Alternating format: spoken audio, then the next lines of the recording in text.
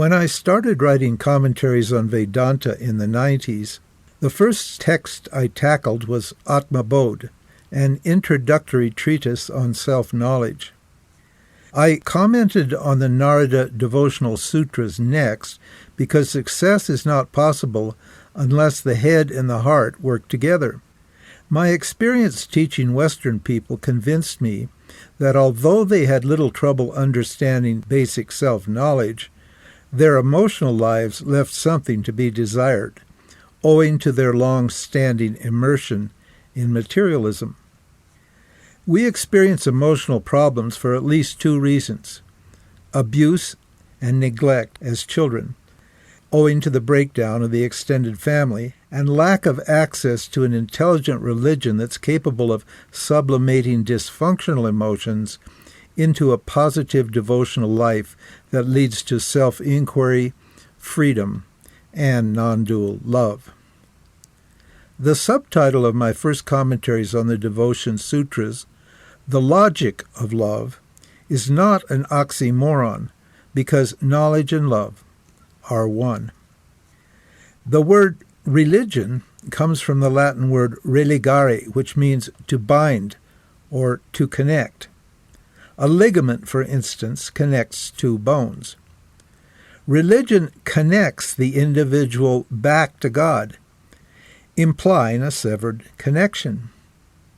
The word yoga in the title of these commentaries connects the reflected self, the soul, to use religious terminology, back to God, pure original love, setting it free of its bondage to the body and the material world.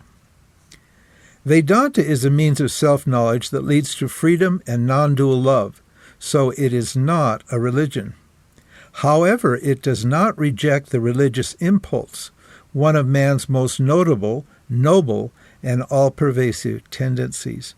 Instead, it seeks to inform this impulse with deep understanding. The Devotional Sutras are verses by a great sage, Narada, on the topic of love. I was always attracted to them and first heard them unfolded at the feet of my teacher, Swami Chinmayananda, in 1969. Unfortunately, I only had an English translation with the typical quasi-Vedic slant of the Ramakrishna mission, which was helpful, but not ideal. I wasn't a very good writer then, so my ability to communicate Vedanta was not as sophisticated as it is today. I always intended to improve the commentaries, but one thing led to another, and it never happened. In the meantime, the Internet happened. My writing improved, and my books and commentaries began to attract an international readership. Earlier this year, I learned of audio talks of the sutras by Swami Paramarthananda of Chennai, South India, the foremost disciple of the great sage Swami Dayananda Saraswati, one of my teachers. My spiritual duties, a hectic schedule of international travel, and work on my most recent book, Inquiry into Existence, prevented me from listening to the Swami's excellent talks. Fortunately, a young woman named Luma did an excellent job transcribing them. It is an important text, not only because Western seekers generally have love problems that Indian devotees avoid, owing to the pervasiveness of India's devotional culture, but because the many erroneous notions of devotion and liberation floating around in the spiritual world need to be properly contextualized to help lovers of God, East and West, achieve non-dual love. It's also important because seekers need to know how self-inquiry transforms their lives. The sutras give us an excellent picture of a self-actualized person, someone who enjoys complete freedom and non-dual love.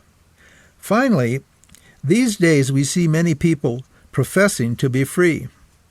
Generally, this freedom is left undefined or amounts to freedom from social constraints and or social conditioning, which, depending on how you look at it, is not necessarily the kiss of death.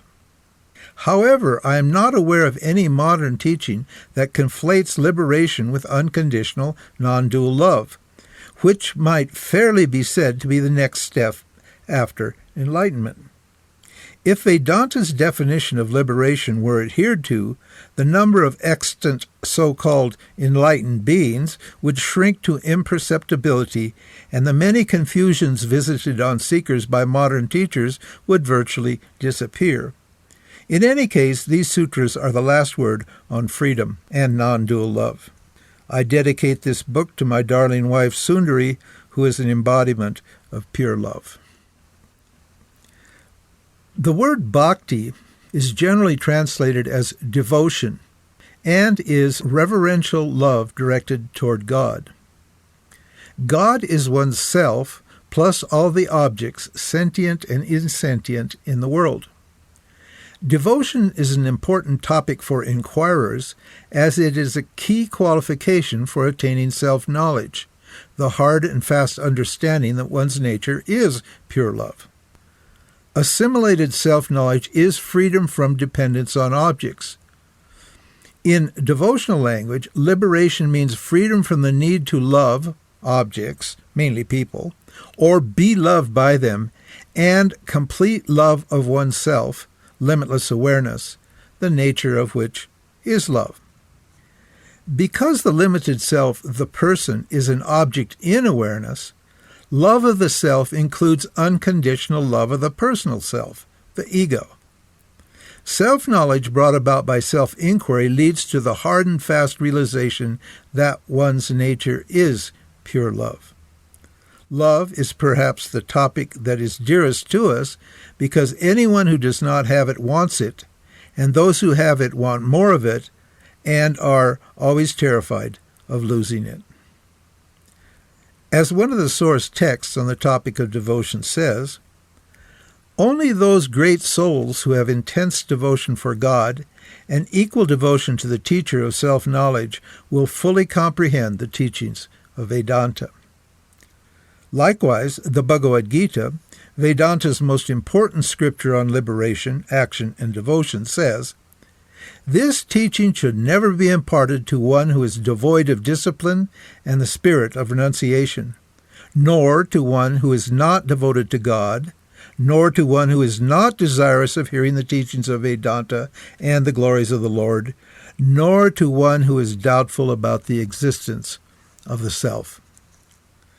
The topic of devotion is elaborated upon in many Vedic texts, especially the Puranas, which go into great detail about the exploits of the Lord, the glories of the Lord, and the greatness of great devotees. In these texts, the self, limitless, non-dual, impersonal, all-pervasive, ever-present consciousness, appears as a free person living in the world, an emanation of the divine, who is not separate from it. Vedanta says that one method of acquiring, nourishing, and stoking devotion is through exposure to the biographies of saintly devotees. Accordingly, there is a vast literature on the lives of great devotees. What is a devotee? All individuals are devotees whether they know it or not, because we are not self-created. We are created by God. God is existence and every object in existence. Because of this fact, the individual is completely dependent on God. Non-believers who object to the word God do not think of themselves as devotees, but they are devotees nonetheless because although they love God's stuff, they actually love God because God's stuff is non-separate from God. In this text, a devotee is someone who recognizes his or her dependence on God and either wants God's stuff, knowledge of God, or non-separation from God.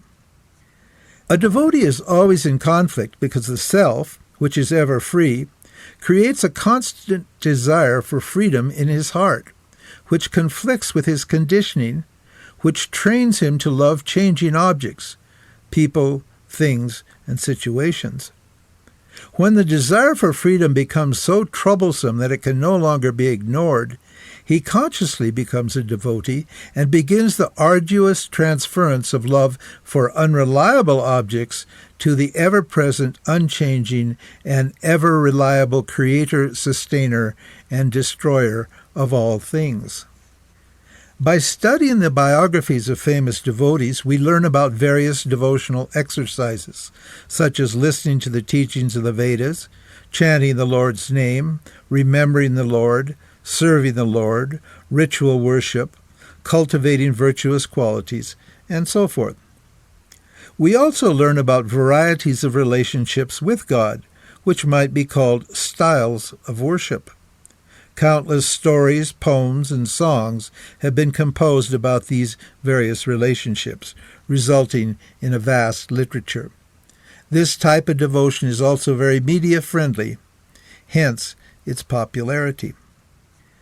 As a consequence of the ubiquity and popularity of devotional literature, misunderstandings about devotion abound. Though widespread exposure to devotional culture is wonderful on one hand, it brings unnecessary problems which are rarely discussed among non-inquirers, which must be eventually addressed by serious seekers. In general, the entire body of devotional literature deals with two topics. The first is devotional practice, which encompasses forms of devotional relationships, devotional exercises, and values. Secondly, devotional literature talks about the highest goal of life, liberation, and the relationship between devotion and liberation. When we take up the topic of liberation, we enter into the philosophical domain, where different points of view obtain. And although Vedanta is not a philosophy or a point of view, it is simply a common-sense means of self-knowledge, which is tantamount to liberation. It looks like a philosophy to the uninitiated. So, to avoid argumentation and expose illogical and irrational views with reference to liberation, we provisionally accept the idea that Vedanta is a philosophy or a point of view, a darshana, to use the Sanskrit term. We might fairly call the Narada Bhakti Sutras the philosophy of divine love. Serious seekers of liberation who are committed to self-inquiry in the form of Vedanta need to know that while devotional practices are useful, the basic point of view of devotional literature is not useful because it is not non-dual. It sees an eternal separation between the devotee and the Lord, which Vedanta completely rejects. There is even a phrase from the Bhagavad Purana, the Bible of the devotees, that says, "I'm not even interested in liberation. I want only to enjoy devotion to you, Lord, as my personal God." Thus, like the yoga philosophy, the philosophy of devotion is anti-Vedic. Whereas yoga practice is wonderful because it neutralizes pesky worldly tendencies, the ideas of yoga tend to be illogical and should be rejected because they are based on the heterodox view that reality is a duality. Indeed, the Brahma Sutras, one of the three pillars of Vedanta, are a systematic analysis and dismissal of various philosophical arguments that contradict the non-dual point of view. To be more specific, the devotional darshana directly contravenes Vedantic inquiry, whose cornerstone is hearing, reasoning, and experiential assimilation. Therefore, when we study devotional literature, although this text is an exception, we need to discriminate the practices which are valuable from the ideas which are not, assuming an individual wants freedom, which is non-dual love. Non-dual love is the solution to one of the world's signature problems, loneliness and separation. People feel lonely and expect love relationships to set them free, which they do momentarily. But soon enough, they bind the lover to the love objects, which is the antithesis of freedom. Love relationships aside, if you look deeper, you discover that when you get what you want, you are satisfied with yourself, which means that you actually love yourself. If you didn't love yourself, you wouldn't waste your time trying to satisfy yourself. When you love yourself, you're adequate to deal with anything life has to offer. You are confident. In these moments of freedom, your mind is resolved. A resolved mind, untroubled by desire and fear, experiences the fullness and love that is its own nature. Just as we provisionally accept the idea that Vedanta is a philosophy, we also provisionally accept the devotional darshana's view that the apparent duality between the devotee and God is an actual duality, because it is instrumental for emotional purification and for expanding one's intellectual understanding of the nature of reality. Acceptance of permanent duality is a problem because it causes continual suffering. If the devotional philosophy is the opposing view, what is the real view?